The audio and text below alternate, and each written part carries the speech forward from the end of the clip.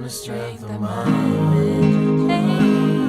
If it's good, then it's good. Break it down. Say it with me now, Roberta isn't a badass, she's just a scared girl who hates herself just like you.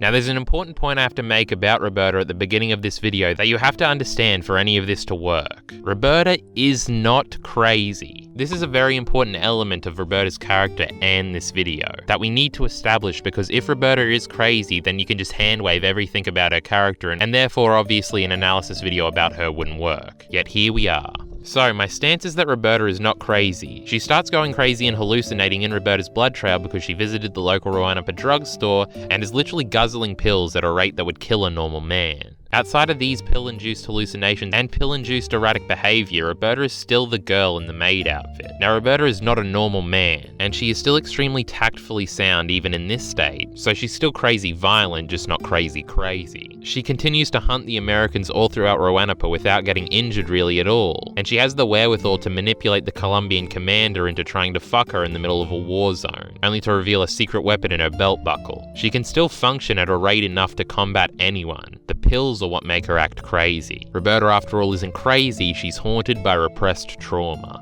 Roberta has a military past similar to Balalaika and wartime tragedy, but Roberta seemed to get a happy ending. Eventually she is taken in by the Lovelace family and becomes their maid and secret protector. Even after returning from her first visit to Roanoke to save Garcia, her life is still going fine. Roberta certainly made, pun intended, a massive impact on Roanoke in her short visit, as everybody absolutely loses their shit when rumors start floating around that she's returned in Roberta's blood trail. But besides outing herself to Garcia, which they have already resolved before leaving Roanoke the first time, nothing bad really happens to Roberta the first time out to the big city. She is allowed by Hotel Moscow to go back home and maintain her role at the Lovelace compound and live happily ever after, until further underlining complications arose. The reason thematically that Roberta didn't find inner peace taking care of the Lovelace family in her maid role is because she has a lot of unaddressed trauma from her past that never went away. And when through the plot of Roberta's blood trail, the Americans incidentally kill the patriarch of the Lovelace family, Garcia's father, who was originally the man that took Roberta in, she is consumed by vengeance and this trauma resurfaces because of her erratic state. This repressed trauma manifests in the story through psychotic breakdowns she has because of the pills, where in this one particular factory or office-looking fellow guilt trips her for killing him back when she was a soldier. Not much is made of this man in the series, as its subtlety is one of its strengths, which hopefully I've illustrated over the course of these videos. But we understand that this was a completely innocent person that Roberta killed in her past that she deeply regrets killing. Now, as I mentioned, Roberta has a horrific military past where she likely killed hundreds, judging from the ability she shows throughout the series. But killing people on a battlefield is easily justified in one's own mind. Each soldier ideally has noble intentions fighting for a cause he's deemed noble. Plus, war is very literally the embodiment of the phrase kill or be killed. But killing innocent people is different and much harder to justify to someone's psyche, especially upon retrospection. This is shown in Roberta as she never hallucinates about battles waged in war, but about this one innocent man she killed for presumably no reason. She may reflect on the horrors of war as distasteful, but when her demons come out, they're not related to soldiers she's killed, but this one innocent man. And overcoming this guilt and trauma of killing this man is Roberta's arc and Roberta's blood trail, but more on that later. Roberta thought she could put everything behind her and opt to attempt to bury her head in the sand with the Lovelace family, with Garcia. But as always with unaddressed trauma, as should be evident in any Berserk readers in the audience, the trauma will always find you again if you haven't dealt with it and confronted it properly. And the assassination of Daddy Lovelace sends Roberta to a dark place, where she ignores all the good things in her life and the people that love her like Garcia and opts to get revenge on the embodiment of her former self, the killers of the innocent, which happens to be Shane and our humble group of NSA agents. Roberta hates herself and sees them as like her. Again, they killed an innocent man. Roberta nearly loses everything on this journey as she nearly accidentally kills Garcia after fooling herself into believing that he was part of a hallucination. And then in the final fight of the arc, she nearly loses her life fighting against the Americans who outnumber her massively. But due to Rock's ingenuity and Edda's soft spot for Rock and a sizable CIA interest in In the capture of a certain Triad affiliate, Roberta somehow comes out of Roberta's blood trail alive, with some major injuries and a few less fingers and limbs, but alive. Her character arc comes to a head here as she realizes and remembers what's important to her, namely Garcia and her peaceful life on the estate in Venezuela, and she seemingly gives up the killing and pill-guzzling lifestyles for good, and even opts to address that unaddressed past trauma, so she can really be at peace. Because during the final credits of Roberta's blood trail, in a scene that always confused me, it seems that Roberta is meeting with the family of the innocent man she killed that's been haunting her throughout the arc, therefore allowing her to hopefully be forgiven by them, which would address her underlying traumatic past, so she can move on and actually this time live out the rest of her days in peace with Garcia and Fabiola at the mansion, living with physical scars that can be mended by those around her rather than deep emotional scars that steal peace and happiness away from her subconsciously.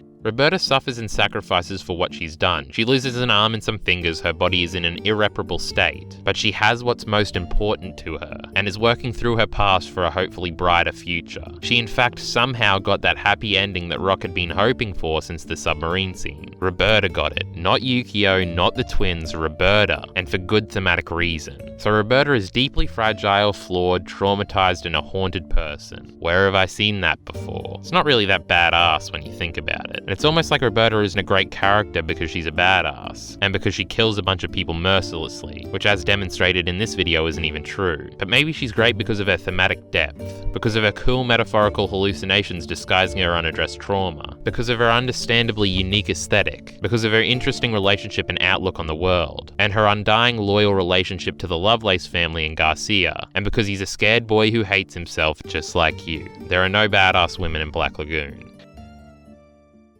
And that's the final part of our video series. This series was much shorter than my previous Black Lagoon video series have been, and for good reason. I think we made better points without wasting everyone's time on a bunch of recap. And I hope you look forward to my upcoming video about that girl we've been ignoring throughout this video series. Hint, she's my favorite. My best anime relationship video has now surpassed this random Vinland Saga chapter review for most viewed video on the channel, which is a win for me because I like that video a lot better, and I'm sure that's good news to all of my Black Lagoon fans. Originally this was going to be one big video, but I prefer it in its current context. If you want to support my future projects and fast track that edit video, check out the Patreon, and tell me specifically that's the video you're looking forward to. Support links in the description below. Thanks.